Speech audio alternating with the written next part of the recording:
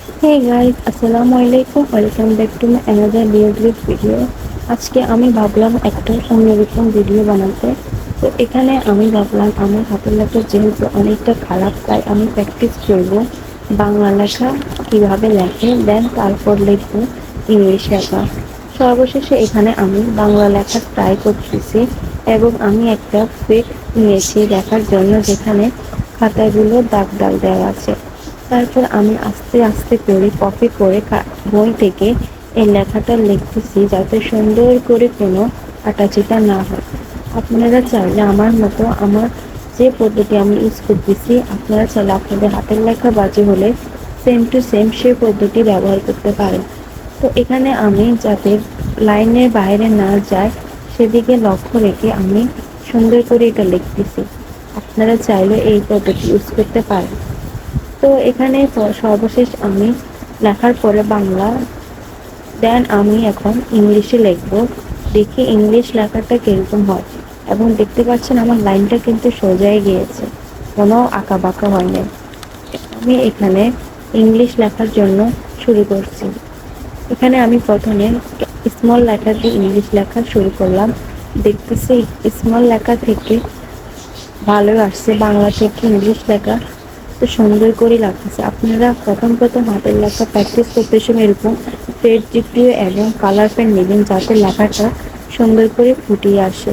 তো এখানে আমি একটা নীল কালারের কলম নিয়েছি এবং একটা পেট নিয়েছি, যাতে আমার লেখাটা আঁকা বাঁকা না হয়, দাগযুক্ত একটি পেট নিয়েছি। এখানে ইংলিশ লেখার পরে আমি ভাবলাম ছোট হাতে লিখছি, এখন ক্যাপিটাল হাতের লেখা দেখি কিরকম লাগে। তারপর এখানে আমি ক্যাপিটাল লেখার জন্য শুরু করেছি। ক্যাপিটাল লেখার সময় আমি এখানে আস্তে আস্তে করে উপরের ঘর থেকে এবং নিচের ঘর পর্যন্ত ওয়ার্ডগুলো সুন্দর করে দেখতে পাচ্ছি লিখতেছে। এখানে আমি আরেকটাও লিখছি, এরকম করে পুরো লাইনটা লিখতেছি।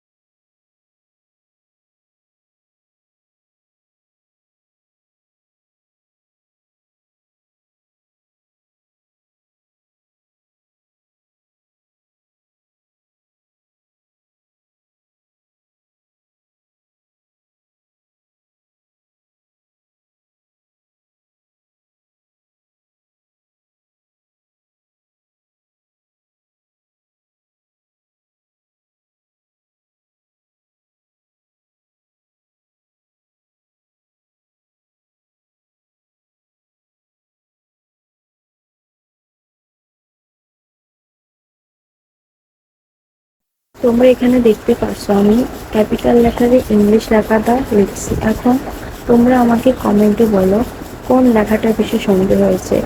আমার থেকে তো ক্যাপিটাল লেটারটাই বেশ ভালো লাগছে এবং ফুটে উঠছে, দারুণ লাগতেছে।